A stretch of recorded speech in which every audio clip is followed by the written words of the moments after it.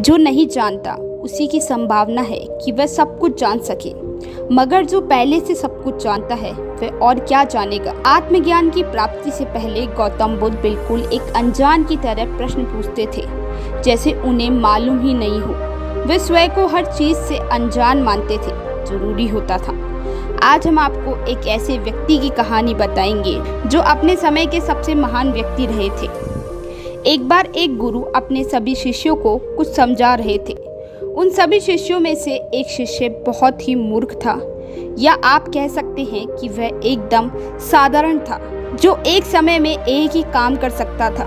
गुरु का मानना था कि वह काम करता था, और गुरु का मानना था कि उस शिष्य का कोई उदाहरण नहीं दे सकता। लेकिन वह गुरु का शिष्य था, इसलिए गुरु उसका दिल नहीं दुखाना चाहते थे। लेकिन गुरु और उनके सभी शिष्य ये जानते थे कि वह नासमझ है।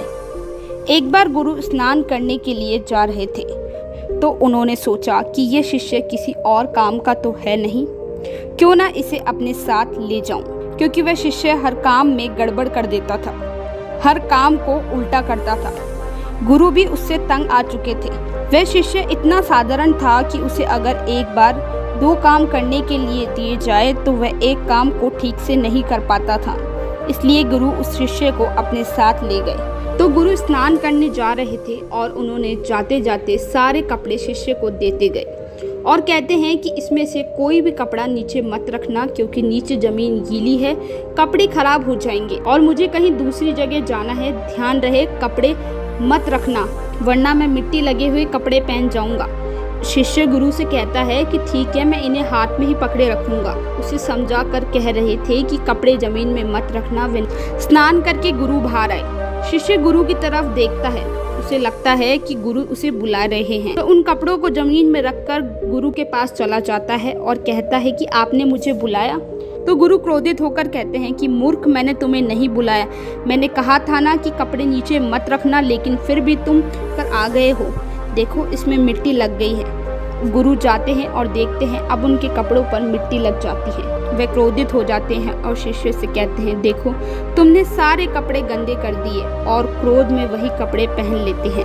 और शिष्य से कहते हैं, तुम्हारे बस का कुछ नहीं है, तो मैं पहले ही जानता था, लेकिन तुम आज ये बात साबित कर दी है। गुरु बहुत क्रोधित हुए। वह शिष्य वहीं खड़ा होकर चुपचाप उनकी बात सुनता रहा और कहता है कि मुझे अलग काम दीजिए, मैं उसे पूरा करूंगा। ये सुनकर गुरु और अधिक क्रोधित हो जाते हैं। यही एक और बड़ी चट्टान होती है, वहाँ कुछ छोटे छोटे पत्थर गिरे होते हैं जो चौक की तरह होते हैं। वे उसे उठाकर लाते हैं और कहते हैं कि तुम्हें कुछ नहीं करना, तुम्हें बस इस चट्टान पर बार बार राम राम लिखना है। वह शिष्य उस पत्थर से अपना काम शुरू कर देता है। गुरु को दूसरी जगह जाना होता है, वे वहाँ चले जाते हैं। शाम को जब वे वहाँ से आश्रम जा रहे होते हैं, तब वे सोचते हैं कि आज उन्हें बहुत ज्यादा क्रोध कर दिया। गुरु अपने सभी शिष्यों से पूछते हैं कि वेमात्र कहाँ है। उस शिष्य का नाम वेमात्र होता है। सभी शिष्य कहते हैं कि गुरु, वो तो सुबह से आपके साथ नदी के किनारे गया था, अभी तक तो लौटा नहीं। दौड़कर उस नदी की तरफ जाते हैं और उसे चट्टान के पास पहुंचते हैं और देखते हैं वह शिष्य वहीं चट्टान पर राम लिख रहा होता है। फर्क सिर्फ इतना था कि जो चौक का पत्थर था वह घिस गया था, उसके साथ साथ उसकी 2 उंगलियां और अंगूठा भी घिस चुका था और उसमें से खून बहने लगा था।